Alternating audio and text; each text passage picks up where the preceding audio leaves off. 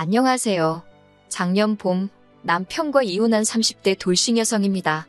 이혼 후 지금에서야 비로소 어느 정도 생활의 안정도 찾았고 그래서 후련한 마음으로 제 이야기를 해볼까 해요.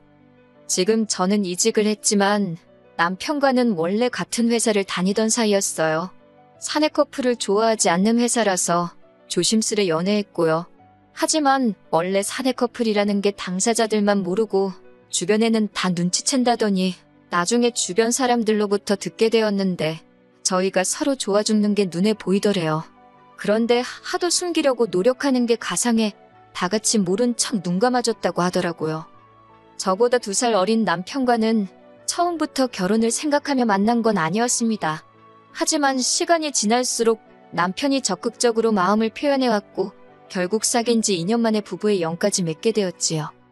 처음 시댁에 인사를 드리러 갔던 날 어머님께서는 영 탐탁지 않은 표정을 거두지 못하셨습니다. 처음에는 제가 남편보다 나이가 많아서 그런가 싶어 저도 마음이 편치 않더라고요. 하지만 이내 그 이유를 알게 되었는데 그건 바로 남편의 형 때문이었습니다.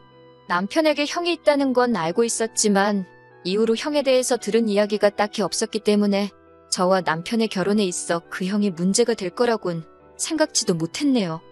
남편과 형, 그러니까 저에겐 아주버님이지요. 2사람의 사이는 좋은 편은 아닙니다. 정확히 표현하자면 남편은 어려서부터 아주버님이 무서웠다고 하더라고요. 아주버님은 남편보다 6살이 많았지만 특별한 직업 없이 어머님 아버님과 함께 살며 생활하고 있었습니다. 솔직히 그런 아주버님을 보고 있자면 남편이 왜 아주버님을 두려워하는지 도통 이해할 수가 없었습니다만 남편 표현을 빌리자면 유년 시절부터 이어져 온 거라나요. 게다가 왜 그런 집들 있잖아요. 무조건 첫째가 제일이고 첫째가 잘 돼야 한다는 저희 어머님 아버님이 딱 그런 분들이세요.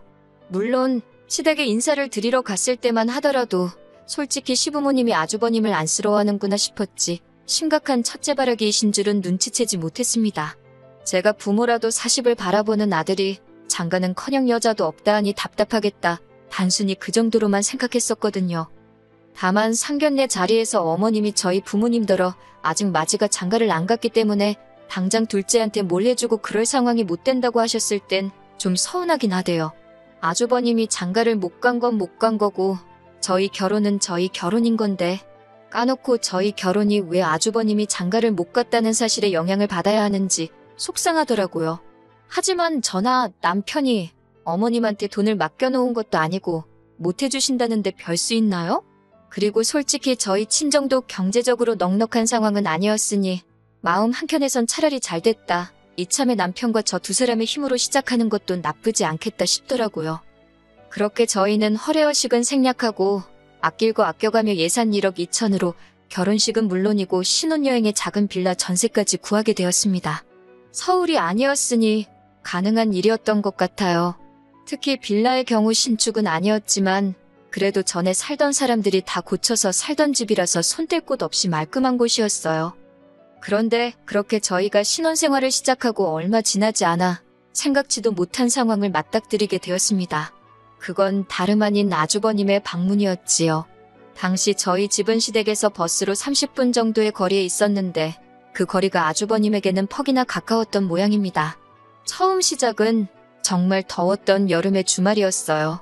더운 것 좋아하는 사람이 몇이나 되겠습니까만 저와 남편은 정말 더운 걸 지독히도 싫어하는 사람들이에요. 그래서 그날도 전기세 폭탄을 맞을지언정 집에서는 시원하게 있자며 에어컨 빵빵하게 틀어놓고 둘 다 늘어져 있었지요. 그런데 갑자기 누군가 저희 지폐를 눌렀습니다. 인터폰으로 내다보니 아주버님이 서 있더라고요. 황당하긴 했지만 밖에 세워둘 순 없었으니 남편이 현관을 열었고 저는 불이 나게 안방으로 들어가 편하게 입고 있던 옷을 바꿔 입었어요. 연락도 없이 무슨 일로 오셨냐 하니까 한다는 소리가 시부모님이랑 같이 있는데 갑갑하고 재미도 없고 심심해서 놀러왔답니다.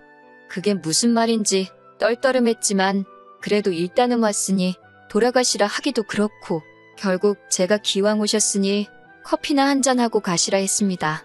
그런데 아주버님이 자기 마음대로 저희 집 부엌으로 향하더니 냉장고를 열어놓고서는 수박이나 갈아줘 그러는 거예요.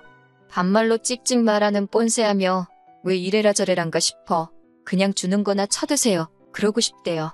하지만 당연히 그렇게 말은 못했고 수박에 물 잔뜩 타서 갈아줬습니다. 그랬더니 좋다고 마시고는 앞으로도 심심하면 오겠다는 무서운 소리를 하더라고요. 그리고 그날 결국 아주버님은 저희 집에서 저녁은 물론이고 영화까지 본 뒤 10시도 넘어서 집에 갔습니다. 그쯤 되니까 자고 간다 소리 안 하는 게 고맙더라니까요. 그리고 이후로도 아주버님은 일주일에 한 번꼴로 저희 집에 찾아오기 시작했습니다. 그런 일이 대략 대여섯 번 반복됐을 때는 진짜 너무 화가 나더라고요. 그래서 이 정도면 알아들어라 하는 심정으로 주말에 약속이 있으니 오지 마시라 했어요. 그랬더니 한다는 소리가 자기 혼자 있어도 된다대요. 매일같이 어머님 아버님이랑 붙어 있으려니 자기도 혼자만의 시간이 필요해서 그런다며 마침 잘 됐다나요? 듣다 보니 진짜 어이가 없어서 그러면 어디 호텔 같은 데 가시라고 왜 자꾸 저희 집으로 오시냐 하니까 호텔은 사람 사는 집 같지가 않답니다. 결국 참다 못한 제가 남편더러 뭐라고 말 좀 해보라니까? 형인데 자기가 무슨 소리를 하냐고 그래요. 무서워서 말 못하겠다는 남편을 계속 몰아붙일 수도 없고 결국 제가 어머님 아버님께 아주버님 좀 저희 집에 못 오게 해달라고 말씀드렸습니다. 저희 아직 신혼인데 요 근래 계속해서 아주버님하고 같이 주말을 보내고 있는 것 같다고 너무 불편하다고요. 하지만 애시당초 어머님 아버님께서 제 편은커녕 저를 이해해 줄 거라 생각했다니 제가 어리석었지요. 어머님께서는 오히려 가족끼리 이렇게 저렇게 부대끼며 살면서 친해지는 거다 하시더니 저더러 혼자인 아주버님을 보고 있으면 달리 드는 생각이 없냐고 그래요. 여자를 소개시켜줘야겠다던가 그런 거요. 그 말을 듣는데 아이고 혹 때려다 혹 붙게 생겼네 싶어서 대충 얼버무리고 말았지요. 그래도 다행히 아주버님도 제가 내켜하지 않는 건 눈치를 챈 건지 어쩐 건지 이후로 한동안 잠잠하더라고요. 게다가 집신도 짝이 있다더니 얼마 지나지 않아 아주버님에게도 여자가 생겼다는 소식을 듣게 되었습니다.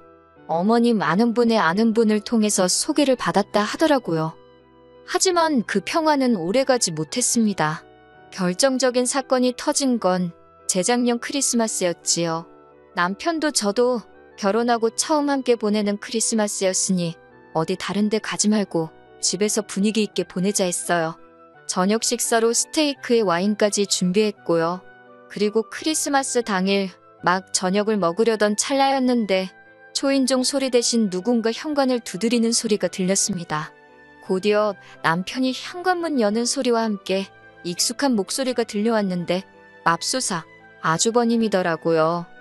크리스마스 당일날 아주버님이 저희 집에 올 거라곤 꿈에서도 생각지 못했어요.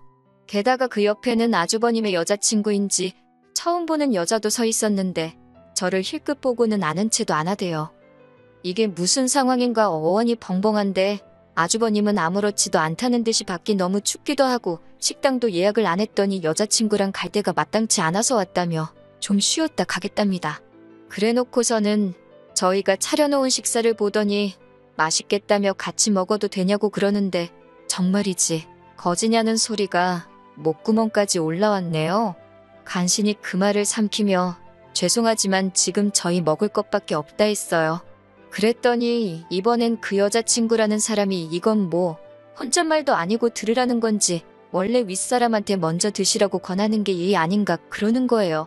황당해서 제가 뭐라 그랬냐고 되물으니 못 들었으면 됐어요 하고 또 빳빳하게 고개를 세우고 있는데 뭐 저런 게 다 있나 싶대요. 지금 생각해보면 그때 그냥 무시하고 넘어갈 걸 그랬나 싶기도 한데 솔직히 당시에는 상황 자체가 너무 짜증나서 이성을 되찾기가 어렵더라고요. 그래서 저도 모르게 둘 다 경우가 너무 없네라고 그 여자가 한 것처럼 혼잣말 치곤 크게 중얼거렸습니다. 그랬더니 이번엔 그 여자가 대번에 지금 뭐라고 한 거냐고 해서 들은 거 아니냐고 받아쳤어요.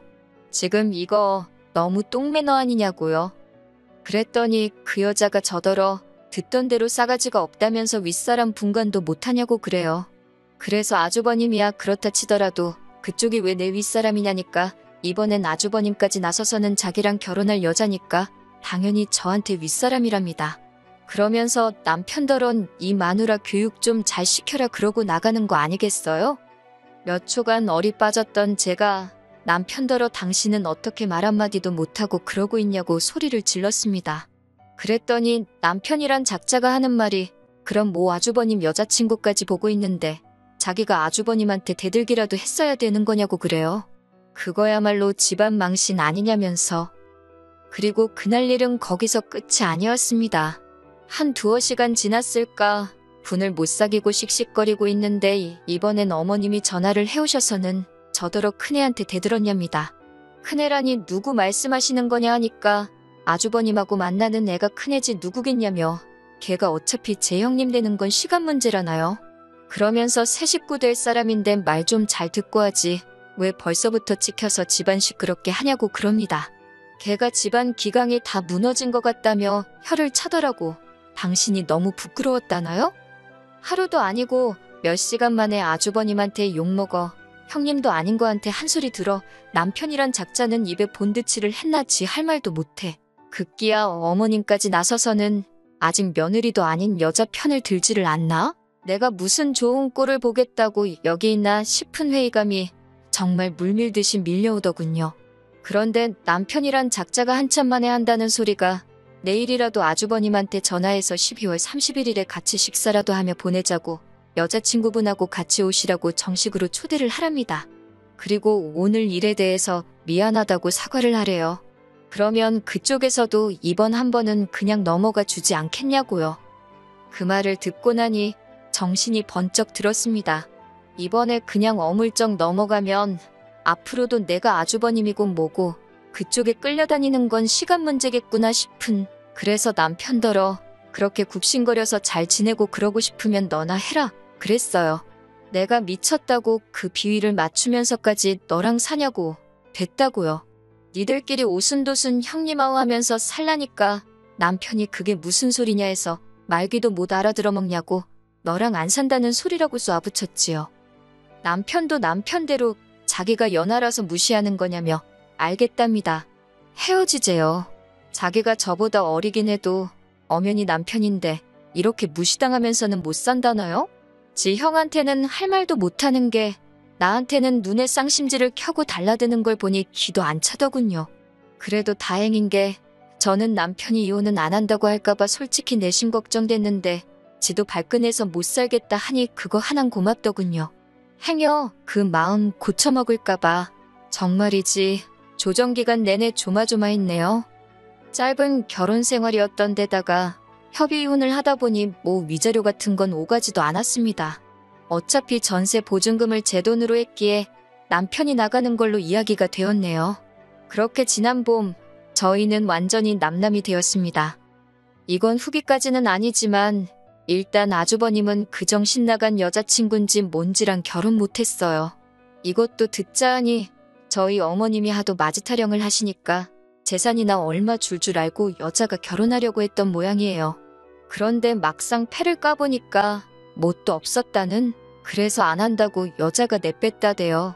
어휴 이제 형제 둘이서 평생 형님 먼저 아우 먼저 그러며 우애 깊게 살겠네요.